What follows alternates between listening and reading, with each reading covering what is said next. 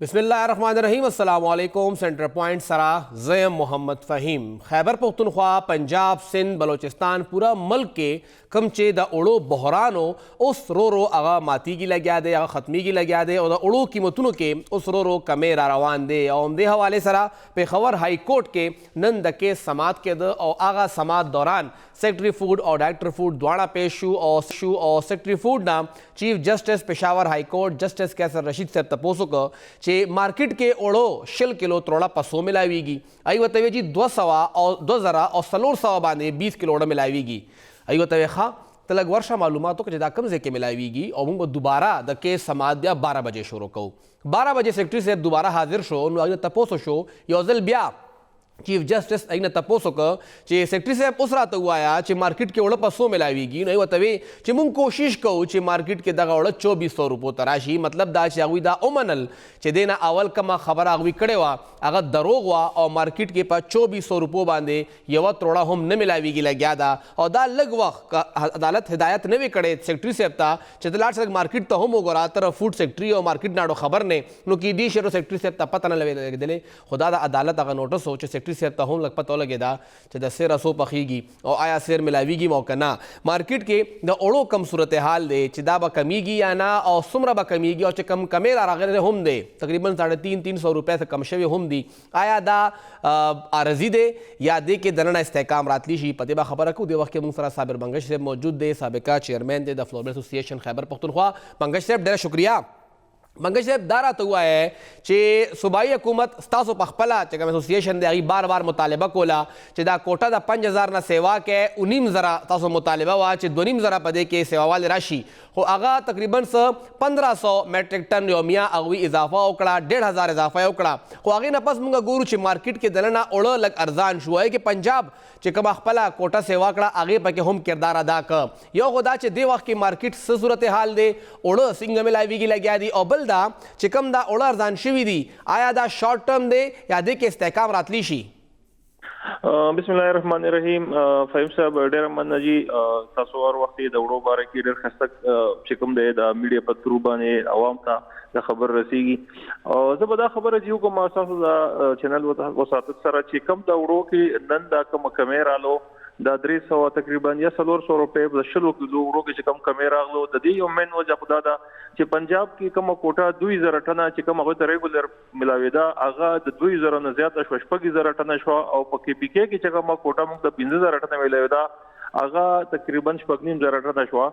नो दे सरा चूंकि 5000 टना सरा तकरीबन मुंग 1.5% तकरीबन चिकम मुंग सब्सिडाइज मिलावेगी नो दा मार्केट के रातलो सरा चूंकि दा फ्लोर मिल वाला चिकम गनम आखली अगर दी हिसाब सर आखली चे आया दा मार्केट की दौड़ा कम हिसाब सर खर्चोमा क्योंकि हर सड़े दा हिसाब किताब लगी नो आगे वजना दा मिलनो वाला दा सोर मख की चिकम दे दा गनम खरीदारी लगा स्टॉप पड़ा दा स्टॉप की दो सरा पंजाब मार्केट क्रश हो चिकम ओपन मार्केट के कम गनम पर मुक्त मिलावी दल शी दागी रेट बस 3,000 रुपये पर कम रेट गनम में द पेखवर तरातला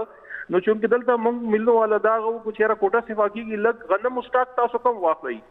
नो आगे वजना का मार्केट डिजा तल तक क्रश हो चिकल क्रश हो दायरा खबर दागा इंपैक्ट पर दम द की बीके पर द फ्लोर मिलनो बानी और या दल तक जमु को मार्केट बाने वकी दो नो कम से पर 100 केजी पर गनमो की तकरीबन 3,000 रुपये कम बोरे फर्क रहा नो आगे सरा 10 किलो कम उड़ो मुंग जुड़ी की दागे ना तकरीबन 3,500 रुपये 5 किलो के आगा फर्क रागे बल तरफ दा तासो दा खबर होगा चे आया दा अर्जी दे कदा दा मुस्तहकम पाती की कमुंगा द स्टॉक कम पोजीशन गुरु को पाकिस्तान की चिकम स्टॉक थे स्टॉक मुंगला द खपल टारगेट मुताबिक चिकम दे आगा मुंग अचीव करे न दे चिकम मुंग रिक्वायरमेंट लगा जे जमा 3 करोड़ 10 लाख टन जमा द पाकिस्तान जरूरत की बल तरफ दा 2 करोड़ 28 लाख टन जमा द मुल्क पैदावार दे हो चूंकि देख इस गनम द बाहर ना हम इंपोर्ट शू अगर इंपोर्ट वजना तकरीबन मार्केट की चिकम दल तक स्टॉक माफिया स्टॉक कम माफिया नास्ता वा नागवी रेटुना चिकम दे एकदम अगर रिवर्स करल नोगे सर द मार्केट की द गनम रेट मुस्तकम शो और दल तक के की दागे दौड़ो जी रेट चिकम द मुस्तकम शो और दा चिकम लगा कबल तरफ तो लगा कम द स्टॉक मुंग पोजीशन गुरु नो आगे स्टॉक हो ऑलरेडी मुंग कम यू शॉर्ट यू خو چونکې دوه میاشتو بعد تقریبا 2 میاشتو بعد د پنجاب چې کوم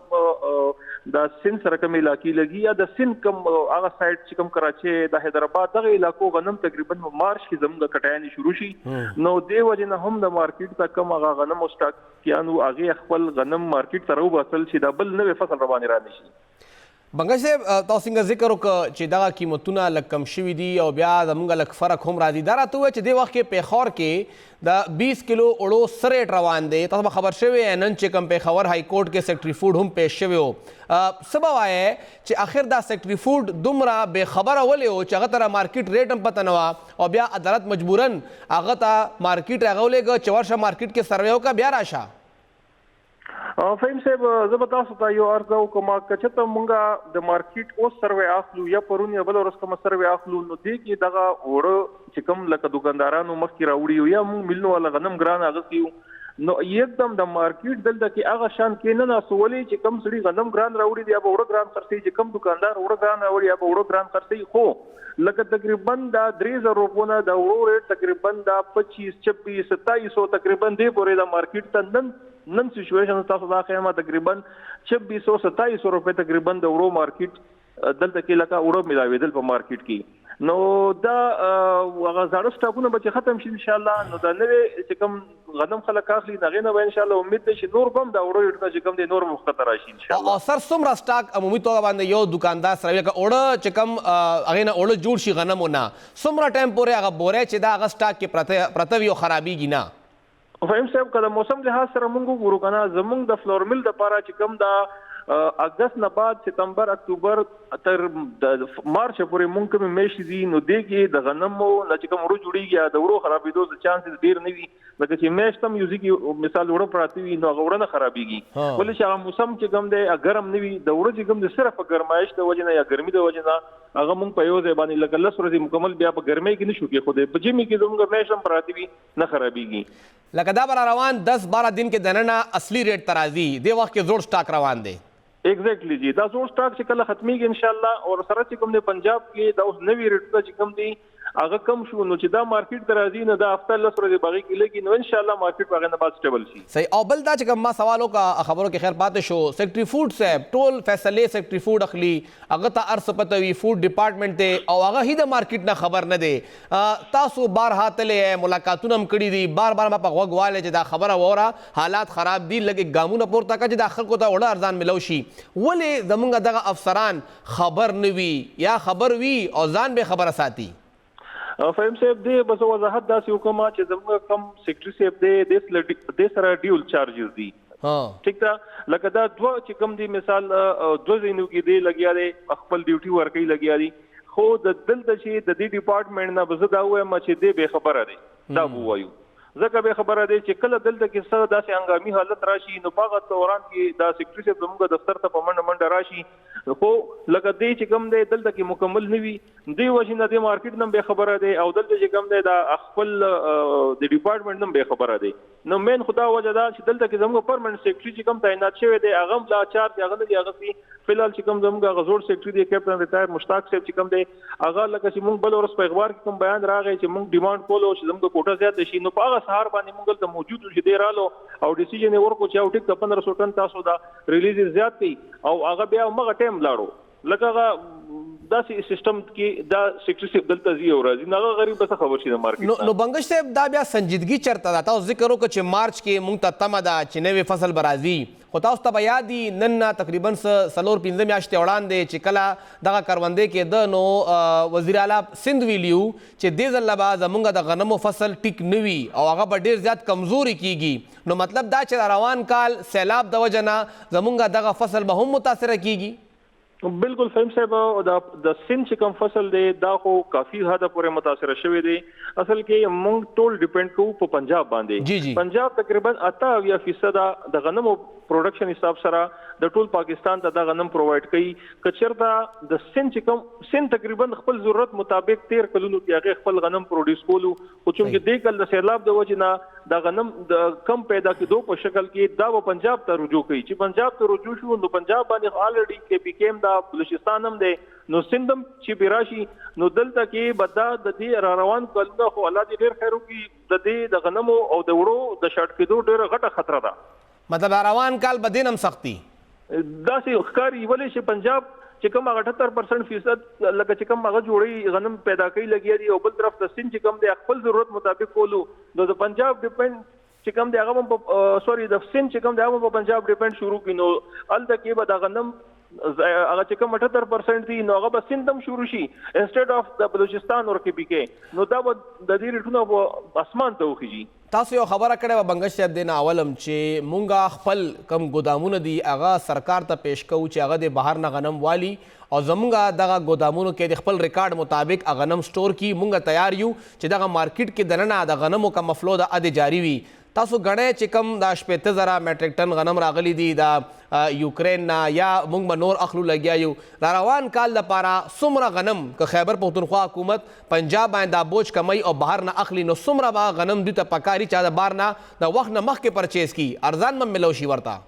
او فایم صاحب بالکل دا خبره دا سجیشن مونږ دوی له ورکو بلکې سیم صاحب ته مونږه څه ترکیب دا خبره رسولي دا بینګ انډستریالیست چې کوم د کې پی کې فلور مل انډستریالیست دی مونږ دا غواړو چې تاسو مونږ ته دا د پرچیز چې کوم دی د غنمو مونږ ته اجازه راکړي او مونږ د کم تاسو ډیفیشنسي دا د مونږ د کې پی کې انډستری پوره کوو او دویمه غټه خبره دا د ما سره اوس هم داسې امپورټر شته چې هغه په روپیز کې یعنی په پاک روپیز کې 2 لک ټنه غنم مونږ ته د کې پی لپاره راکړي ډالر به مونږ نه اخلي مونږ به د هغې په بدله کې روپیز وي ولې چې د پاکستانی کرنسي واخلي پاکستانی کرنسی کې دلته دا چې الریډي کم مونږ د پاکستان کینو تلې دي زموږ د پاکستان د روجه تلې دا داسې نور آیټم تلې دي نو مونږ ګوډز په بدله کې ګوډز وته واخلو لکه دا چاول په بدله کې به مونږ ته غنم راکړي د غوښې په بدله کې به مونږ ته غنم راکړي نو زموږ دلته کې روپیز چې د ملک نه به ډالر زموږ بهر د تلو هیڅ چانس نشته دلته کې زموږ د مواد لبم بد شي او دویمه دا ده چې زموږ د ډیفیشنسي هم پوره شي. بل خبره تاسو د سٹاک وکړه د ګودامونو چې کوم دی دلته کې 60,000 ټن باندې لکه 60,000 ټن چې کوم دی دا زموږ ته 15 دن خوراک دی 15 دن هم نه 12 دن زموږ خوراک دی کم از کم کې پی ګورنمنت ته پکار دی چې د 25 لک نه 30 لک ټن پورې دې ځان سره سٹاک په ضرور ساتي چې کم 20 لک ټن پاتې کیږي هغه دې د پنجاب نه واخلي بهر نه دي کم از کم 20-25 لک 30 لک ټن چې کم دي دوی د امپورټ طرف ته لاړ شي نو په پنجاب باندې هم لوډ کم شي د کې پی کې ته هم په ارزان ریټونو باندې غنم ملاو شي او دلته کې د روان کال به زموږ ډېر خسته ان شاء الله دې سره تیر. بنګش صاحب تاسو کوم ذکر وکړو چې تاسو وايي 2 लाख میټریک ټن غنم مونږه غستی شو پاکستانی کرنسی کې یو خدا به کم ملک نه تاسو آفر کوي لګیا چلته نه غستی شي او بل دا چې دا به وی پسو آیا د دې پر ریټ کې او چې کوم مونږه یوکرین نه واغشت ریټ کې به فرق وی انا به گزاره کوي مونږ سره بالکل جی دا چې کوم غنم زموږ برازي دا به هم دغه د رشین سټیټ چې کوم تاجکستان ازبکستان قزاقستان د دې علاقو ته د نه به دا غنم راځي مونږ له دا کوم په ډالر کې حساب کو نو دا ایز کمپیر ټو چې کوم ټي سی پی اغستی دی په 428 او 450 ډالر مونږ ته به دا $300 دلته کولاویږي کبه روپیز کې مونږ کنورټ کو یعنی $100 تقریبا مونږ ته په پر ټن کې دلته دا فائدہ مشته نو دی ولینا د مونږ بارها د دوی ته دا کوو چې تاسو مونږ الاؤډ کړئ چې مونږ کم از کم تاسو ته د 2 لک ټنه د کوم ډیفیشنسي دا مونږ پوره کوو خو بدن لګي چې حکومت سنجیده نه دی کزم دا خبره دوی ته نه رسیږي نو مونږ وایي چې مونږ د انډستری مو چلیږي دلته کې چې کوم خبر پښتونخوا کوم عوام دي دې تم دا وړي چې کوم دي پارزان نرخونه باندې ملاو شي او دا غنم به موږ ته ارزان لکه سر کومګه اسه کمپیریزن وکړو نو پنجاب نه موږ دا غنم پسو اخلو او چې کوم ځنه تاسو آیا تاجکستان نه ازبکستان نه التنه غنم پسو ملاویږي د دې په کمپیریزن څنګه کیږي ګوره جی لکه نن حساب سره چې زه کوم د تاجکستان نه ازبکستان نه کوم غنم مال راځي تقریبا ما ته باغه د 8,500 یا 9,000 روپیس پاکستانی کی به ما ته کولاویږي جی 9,000 سمرا من 100 کیجی او یعنی 90 روپے پر کیجی نن لکه دا یو هفته مخکې یا د 3 ورځې مخکې کومه لاړ شو نو موږ په پاکستان کې دغه غنم په د 13,000 او 14,000 روپے دا بوره غستی دا نو موږ دا 4-5,000 روپے چې کوم غنم ګران اخلو نو ظاهر خبره رل کې ودا غي وړم ګران تماميږي دغه خلکو ته ګران ورزي موږ دا وی چې را کم از کم چې کم دغه غنم موږ ته بهر نه ملاويږي د کې د موږ کې بیکي عوام ته ډېر غټه فائدہ ده او تاسو موږ ته کایندلی دا اجازه راکړي چې موږ دا ترخم بل را باندې ودا مال راځي او دا بس صوبایي حکومت کې فدرل ګورنمنت بکای ورې لکه دلته کې چې کوم دی د کای په فدرل ګورنمنت خو چون کې صوبایي حکومت دا د دې یو دغه پاس کی بل پاس کی او الته کې فدرل نتایجات واخلي دا څنګه خبره نه ده د حکومت اعدام د پاکستان یو صدا نو دې لپاره څنګه خبره نه ده. ډېر شکریہ صابر بنگش صاحب اور ډېر آئیډیل غونته کې حل هغوی مخې ته کېښود چې کم غنم مونږ ته دې وخت کې مارکیټ کې په 13,500 یا 14,000 روپے باندې 100 kg ملاویږي. هغه غنم به مونږ د تاجکستان نه ازبکستان نه دغه پیښور ته په 9,000 روپے باندې 100 kg تقریباً 4 نه 5,000 روپے ارزان تقریباً 33-34% کم قیمت به باندې مونږ ته به پیښور کې غنم ملاویږي او بیا به هغه مثلا نی چې پنجاب لاره بنده کړې ده او دا مونږ ته لاره نه راپرېږدي او دا به ظاهري خبره د افغانستان په لاره باندې راځي. نو که دا غنم هلته ارزان پروزي نو ولې صوبایي حکومت دا خبره وفاق سره نه اوچتوي او دا چې کوم بنګش صاحب خبره وکړه دا انتهایي حل طلب هم ده چې دا غنم که دا لاره رایستي شي نو بیا ولې په دې باندې اکشن نه اخیستی کېږي. لږ سوچ صوبایي حکومت لا او بیا وفاق له هم پکار دی. یو وړه شان دماغ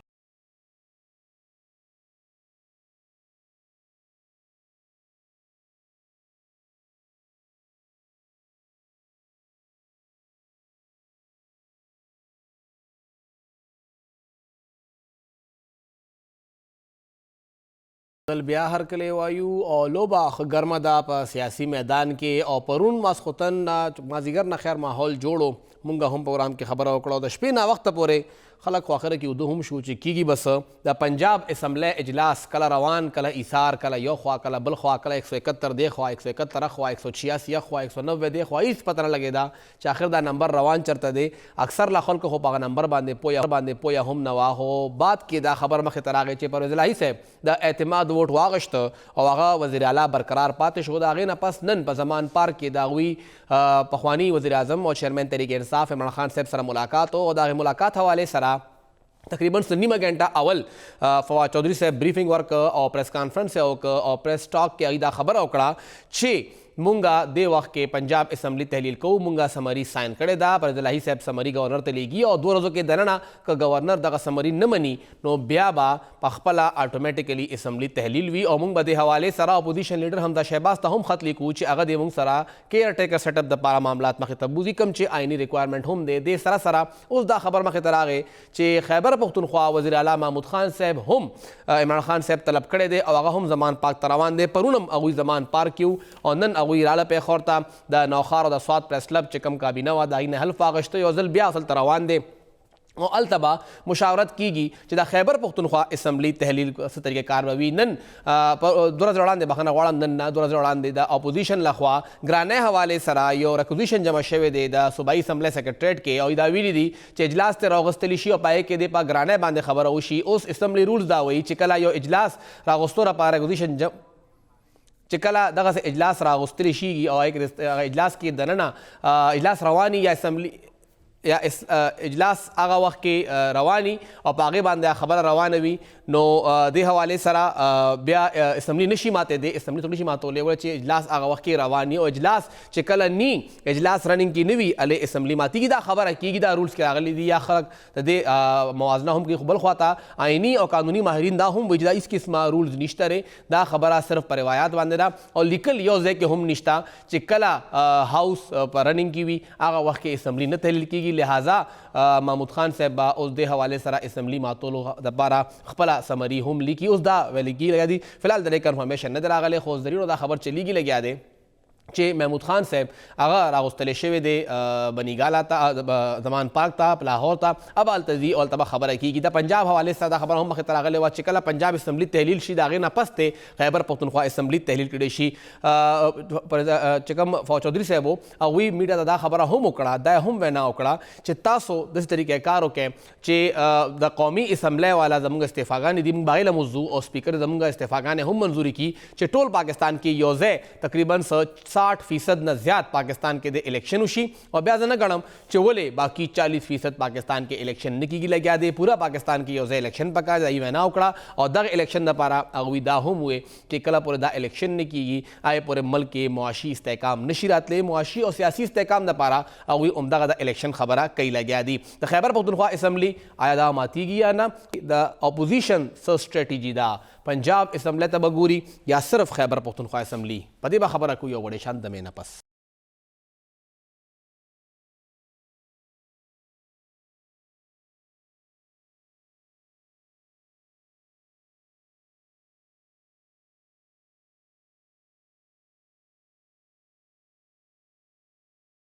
پروگرام کے یوزل بیاہر کرے وایو امون خبر اکو لگیاو دا پنجاب و دا خیبر پختونخوا اسمبلی تحلیل حوالے سرا اغا یو مراسلہ خط سمری قسم ورتو آیا درخواست یا ایڈوائس سفارش اغا دے وقت په سوشل میڈیا باندې ری پاکستان تحریک انصاف په خپل اغا جاری کړ چې دا اغا خط ته کم چې گورنر تولی کله شو او سمری مونږه اولېګلا اوس به اسمبلی تحلیل کیږي په دیر سبا خبره کو چې پنجاب کې روان سری دے وقت کې مونږ سره سینئر صحافی او تجزیہ کار مبشر بخاری صاحب موجود دے. بخاری صاحب بہت شکریہ. بخاری صاحب گزشتہ 8-9 مہینے سے تمام تر خبروں کا مرکز لاہور ہے اور اس وقت بھی تمام خبریں لاہور سے ہی آ رہی ہیں. کیا کہیں گے یہ جو کچھ کل رات کو ہوا؟ ایک تو 186 کا فگر کیسے پورا ہو گیا جب 5 ممبران غائب تھے یا ان کے خلاف کارروائی ہونی تھی، اور اس کے بعد جو یہ آج ایک خط نظر آ رہا ہے اس کی آئینی اور قانونی حیثیت کیا ہے؟ ہاں بہت شکریہ. ایک تو کل رات کو جو ہوا وہ انپریسیڈنٹڈ تھا، لیکن چونکہ ایٹ دا سیم ٹائم لاہور ہائی کورٹ نے ڈائریکشن دیا تھا کہ 24 آورز ہیں آپ کے پاس، تو میرا خیال ہے کہ اس جو ایک جج صاحب کی جو ریمارکس تھے اس کو ایک توجیہ بنا کر یہ کل رات کو ڈیلے کیا گیا. اس میں 2 چیزیں ہمیں نظر آئیں. ایک تو یہ کہ دیکھیے 186 کا مطلوبہ تعداد انہوں نے پوری کر لی، لیکن دوسرا یہ تھا کہ 191 ان کے پاس پہلے تھے، 5 جو ہیں وہ لوگ غائب تھے. ان کے خلاف اب چونکہ پی ٹی آئی کہہ رہی ہے کہ ہم ریفرنس بھیجیں گے اور کارروائی ہوگی ان کے خلاف انڈر ڈیفیکشن کلاز، کہ انہوں نے نہیں مانا، وہ تو ایک علیحدہ بات ہوگی. لیکن جو حیران کن بات یہ تھی کہ جو پی ڈی ایم کے اراکین جب یہ فائنل کاؤنٹ ہوا ہے تو اس وقت وہ کتنی کو تعداد میں تھے اور وہ مایوس کن صورتحال تھی. ایک تو یہ ہوا کہ پی ڈی ایم کی طرف سے اور خصوصاً پی ایم ایل این کی طرف سے ہمیں نظر آیا کہ ان کی فالٹی پلاننگ کی وجہ سے بڑا سموتھلی جو ٹارگٹ اچیو کرنا چاہ رہی تھی پی ٹی آئی اور عمران خان خصوصاً، وہ انہوں نے اچیو کر لیا. کیونکہ اگر یہ اسمبلی ڈیزالو ہوتی ہے، کل کو کوئی کورٹ اس کو سٹے نہیں کر دیتی اس ایڈوائس کو، تو اس کے بڑے دور رس نتائج ہوں گے پی ڈی ایم کے لیے بھی، پی ٹی آئی کے لیے بھی. کیونکہ عمران خان صاحب نے یہ اچھا ایک سیاسی حربہ استعمال کیا تھا کہ پنجاب اور کے پی اسمبلی توڑ دیں. اگر پی ڈی ایم کی گورنمنٹ کہتی ہے کہ جی ہم ان کے الیکشن پہلے کروا دیں گے تو 100 بسم اللہ کروائیے، اور اگر عمران خان کی پی ٹی آئی پنجاب میں اور کے پی میں پہلے ہی پروونشل حکومتیں بنا لے گی تو ایسی صورتحال میں اگر بعد میں پی ڈی ایم جنرل الیکشن کی طرف جائے گی تو صورتحال اس کے لیے اتنی آسان نہیں رہے گی، اسپیشلی اس سینیریو میں کہ 2 جگہوں پہ آلریڈی پی ٹی آئی کی حکومت ہو، کیونکہ پروونشل حکومت ہونے کا ایک ایج ہوتا ہے. تو یہ بڑی کامیابی سے وہ آخر کار وہ ٹارگٹ اچیو کر لیا پی ٹی آئی نے. لیکن اس میں میرا خیال ہے کہ تھوڑی سی سلیکنس ہمیں نظر آتی ہے پی ڈی ایم کی طرف سے اور پی ایم ایل این کی طرف سے. انہوں نے گورنر کی طرف سے اگر یہی ووٹ آف کانفیڈنس مانگنا تھا تو کچھ عرصہ پہلے مانگ لیتے، کافی ڈیلے کیا انہوں نے، اور اس وقت تک تو ان کے ماہرین آف دا ریکارڈ یہی کہتے تھے جی سیشن چل رہا ہے، لیکن ابھی چلتے سیشن میں ہی ووٹ آف کانفیڈنس ہوا ہے، جس کے لیے پھر رات کو اسپیکر نے سیشن آف کیا، پھر نیا کال کیا. لیکن یہ سارا کچھ پاکستان میں ہوتا ہے. پاکستان میں کانسٹیٹیوشن کون بناتا ہے؟ پارلیمنٹ بناتی ہے، لیکن پاکستان میں ہی ہوتا ہے کہ عدلیہ ایک امینڈمنٹ بھی کر دیتی ہے کہ جن کا ووٹ کاؤنٹ نہیں ہوگا، اور پارلیمنٹ اس پہ خاموش بھی بیٹھی رہتی ہے. تو پاکستان میں سارا کچھ چلتا ہے. میرا خیال ہے کہ یہ جو گورنر کے ذریعے ڈی نوٹیفائی کیا تھا اس کو پہلے لے آنا چاہیے تھا، تو شاید اس وقت صورتحال پی ڈی ایم کے حق میں بہتر ہوتی. اب سوال رہا، میں نے ابھی بات کی گورنر ہاؤس میں، انہوں نے کہا جی ہمارے آفیسز کلوز ہیں، ابھی تک کوئی ایسی موومنٹ نہیں کہ ہمیں کوئی سمری ہمیں ریسیو ہوئی ہو. جبکہ سی ایم سیکریٹریٹ کے لوگوں نے بھی کنفرم کیا کہ پرویز الہی نے دستخط کر دیے ہیں اور سمری جو ہے وہ فارورڈ ہو چکی ہے. اگر یہ فارورڈ ہو بھی چکی ہے تو اس پہ جو بھی ہوگا وہ کل صبح ہوگا، اس کو میکسیمم 48 آورز جو ہے. لیکن ایک اور بھی بات، یہ جو آپ نے ایڈوائس جو سرکولیٹ ہو رہی ہے جو ہمیں بھی دی گئی ہے پی ٹی آئی کی طرف سے ہی، یہ بڑی عجیب و غریب سی ایڈوائس ہے. اس میں نہ کسی لا کا حوالہ ہے، نہ کانسٹیٹیوشن کی شک کا حوالہ ہے کہ کس شک کے تحت جو ہے سی ایم پنجاب ایڈوائس کر رہے ہیں گورنر کو. تو بڑی عجیب و غریب سی ایڈوائس ہے. میں نے اس نوعیت کی ایڈوائس پہلی دفعہ دیکھی ہے. سر میرا سوال بھی یہی تھا کہ جو یہ کاغذ کا ٹکڑا ہے، کیونکہ سرکاری کاموں کے اندر تو بڑا میٹر کرتا ہے کہ آپ کس کو ایڈریس کر رہے ہیں، اس کا سبجیکٹ کیا ہے، آپ نے کس آئین کی شک کا حوالہ دینا ہے. اوپر پیشانی کس کی ہے, نیچے دستخط کس کا ہے, کس کس کو کاپی گئی ہے, جس کو آپ مخاطب کر رہے ہیں وہ کون ہے, کس نام سے مخاطب ہوا ہے, یہ تمام لوازمات سائٹ پہ رکھ کے ایک سفید کاغذ پہ درخواست لکھ کے کہ جی میں نے ایڈوائز کیا اسمبلی تحلیل کر دیں, کیا اس کی کوئی قانونی آئینی حیثیت ہو سکتی ہے؟ بنیاد کے اوپر پی ایم ایل این کے پاس ایک سٹرونگ چانس موجود ہے کہ اس کاغذ کے ٹکڑے پہ جس طریقے سے ایڈوائس لکھی ہوئی ہے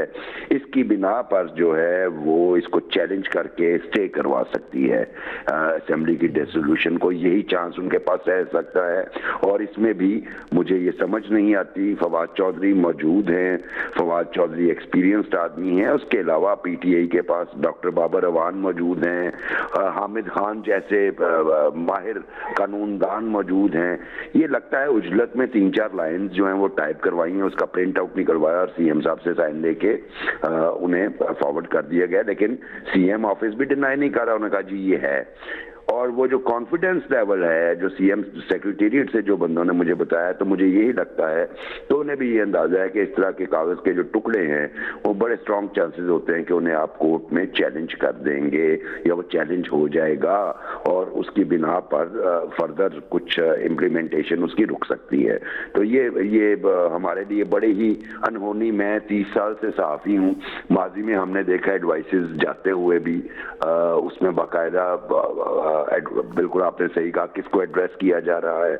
کانسٹیٹیوشن کے ان تمام شکوں کا حوالہ دیا جاتا تھا کہ ان ایکسرسائز آف ہز پاورز گرانٹیڈ بائی آرٹیکل بلا بلا بلا آف دی کانسٹیٹیوشن آف پاکستان. ٹھیک ہے, وہ سارا حوالہ جات دیے جاتے ہیں اور اینڈ پہ سی سی بھی دیے جاتے ہیں اور کون کر رہا ہے کس کو وہ بھی بتایا جاتا ہے ڈیٹیل پورٹ فولیو کے ساتھ. تو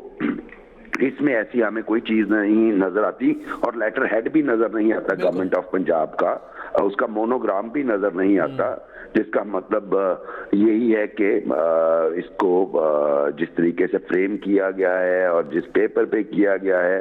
اس میں کافی گنجائش پیدا ہوتی ہے کہ اس کو چیلنج کر دیا جائے. اور سر آپ نے لفظ استعمال کیا اجلت کا,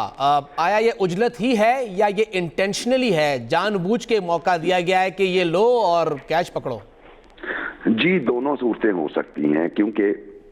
آج سے 4-5 ہفتہ پہلے بھی یہ بات ہے کہ پرویز الہی نے کسی ایک ایڈوائس پہ سائن کر کے عمران خان کو دے دیے ہیں کہ یہ لیجئے. اس کے یہ کلیم بھی کیا جاتا رہا پی ٹی آئی کے پاس ہمارے پاس ایڈوائس موجود ہے, اور آج پھر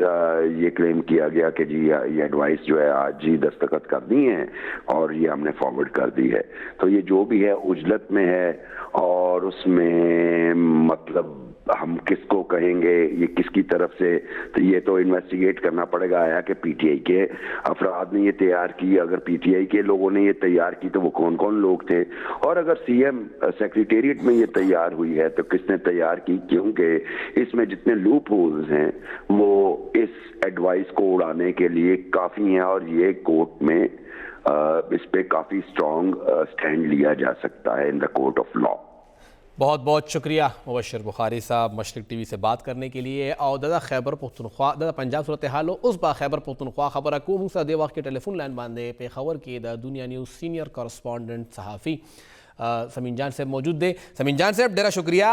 سمین جان صاحب ستاسو خبرو نن سهار چې اپوزیشن خیبر پختونخوا اسمبلی اشارولو کې تحلیل اشارولو کې خپل کردار ادا کوي لګیا دی, او چې کوم اپوزیشن جمع کړي دی ځکه د خیبر پختونخوا اسمبلی نشي تحلیل کې دی د غیر اپوزیشن د لاس اعلان دی سید لاتا سره دی وخت کې دی اوس صورتحال څه دی ویل کېږي چې محمود خان صاحب زمان پاک ته تللی دی, عمران خان صاحب راغوستی دی. بالکل تاسو صحیح وایي,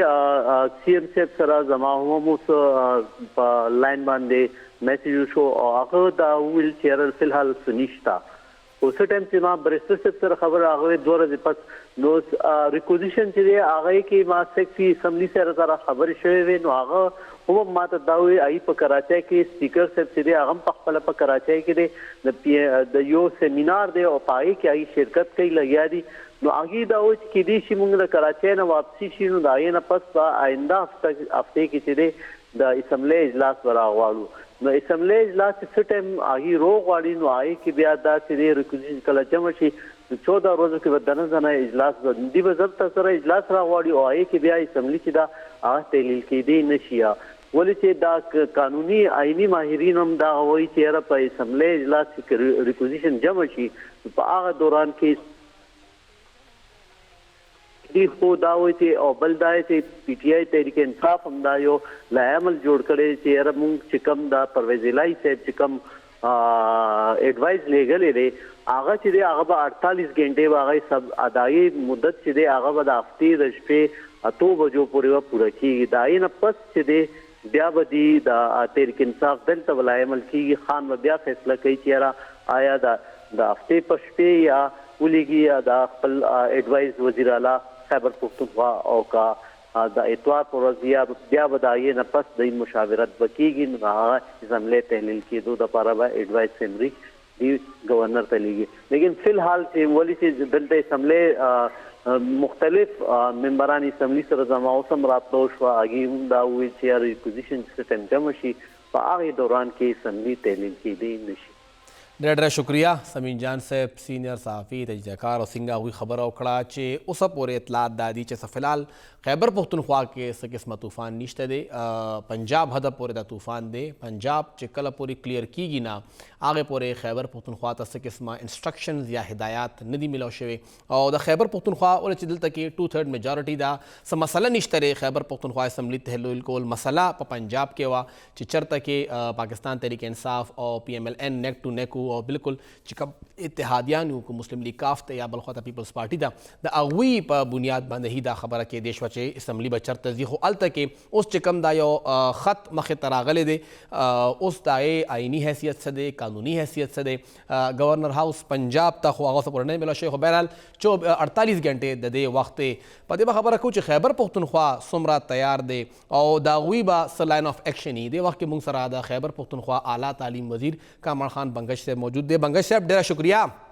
بنگش صاحب پنجاب سایډ نه خو وزیر اعلیٰ په کاغذ باندې لیکل وکړل او ویلي کېږي چې هغه گورنر هاوس ته ولېږه خیبر پختونخوا دپاره د عمران خان صاحب څه احکامات دي ډیره مهرباني فهیم صاحب شکریہ د خیبر پختونخوا خو تاسو ته پته ده چې اوله ورځ نه د وزیر اعلیٰ صاحب ډېر واضح سټانس و د کے پی اسمبلی ټول پارلماني پارټي چې د خان صاحب چې څنګه انسټرکشنز راشي نو نن چې کوم دی ستاسو په وړاندې ده چې پر بیګا شپې د اعتماد ووټ چې کله پرویز الهي واخیستل نو د هغې نه پس هغې دغه ولېږله حالانکه ډېرې چې مې ګویانې وې او افواګانې وې چې داسې به کېږي او داسې به کېږي خو بهرحال هغه وشولو نو د خیبر پختونخوا حوالې سره چې کوم ریسنټ سټیټمنټ دی د فواد چودھری د طرف نه چې کوم ورته خان صاحب انسټرکشنز ورکړي دي هغه دا دی چې خیبر پختونخوا به چې کوم دی لکه د اوس نه چې کوم د ایډوایس ولېږلی شو د پنجاب د دې نه 48 آورز پس به د خیبر پختونخوا په سیم فارمیټ باندې ډیزولوشن دپاره گورنر ته لیږلی کېږي 48 آورز مطلب د خالی پرواز نه خالی پورز ایگزیکټلی بنگش صاحب تاسو په خپله هم صوبایي وزیر یې تاسو به مراسلې کتلي وي چې کوم دا مراسله دې وخت کې موږ ته ښکاري بالکل پلین کاغذ دی نه پایې کې چېرته آئیني شک حواله ده نه د هغې باندې بره د وزیر اعلی هاوس مونوګرام دی نه هغې کې دننه اډرس کېدل یا ټول چې کوم دی وخت کې قانوني لایعمل دی هغه ټول لوپ هولز پایې کې پرېښودلې شوي دي څه به وایئ دا خو چېرته هم چیلنج کیدی شي نو دا خبره بیا اوږدېدی هم شي ما ته خو چې څومره زموږ معلومات ته او آئیني ایکسپرټس د رای مطابق ته نو هغه خو همدغه شانتې د هغې کې چېرته دا نشته دی چې د وزیر اعلیٰ په لیټر هیډ باندې پکار دی یا چې کوم دی آئیني شک پکې منشن کول پکار دی دی خو کلیرلی چې کوم دی آئین پاکستان کې دا ده چې وزیر اعلیٰ به صرف ایډوایس نو هغه خپل ایډوایس لیږلی دی دا خو هغه ټیکنیکلیټیز شول چې دا تاسو کومې خبرې وکړي یا دا خلک کومې خبرې کوي خو لیګلي چې کوم دی د دې کاغذ ښه پوره دغه شته دی ویټیج شته دی او دا د آئین او د قانون مطابق دی لکه داسې هیڅ خبره نشته دی په آئین کې چې تاسو به په لیټر هیډ باندې لیکئ او وزیر اعلیٰ صاحب په کې چې کوم دی دغه منشن کوي آئین ریفرنس ورکوي دیٹ از ویری سمپل چې د وزیر اعلیٰ ایډوایس باندې به چې کوم دی گورنر ډیزالو کوي اسمبلی ډېر شکریہ کامران خان بنگش صاحب او څنګه یې خبره وکړه چې د عمران خان صاحب لخوا خبره کلیر ده چې 48 غنټې چې کله د پنجاب اسمبلی دغه مراسلې حوالې سره تیرې شي د هغې نه پس به وزیر خان صاحب گورنر هاوس خیبر پختونخوا ته مراسله لیږي چې د خیبر پختونخوا اسمبلی هم تحلیل کړه که مونږ باید د بک ځو چې هر څه به دغسې ټیک ټاک کېږي نو د خالي پرز د پنجاب اسمبلی به تحلیل کېږي او د ګل پرز به د خیبر پختونخوا اسمبلی تحلیل کېږي خو دا پاکستان دی دس کی گی اور کرنے کی گی اس پتہ نہ لگی. یہ بڑا شان دماغ لو.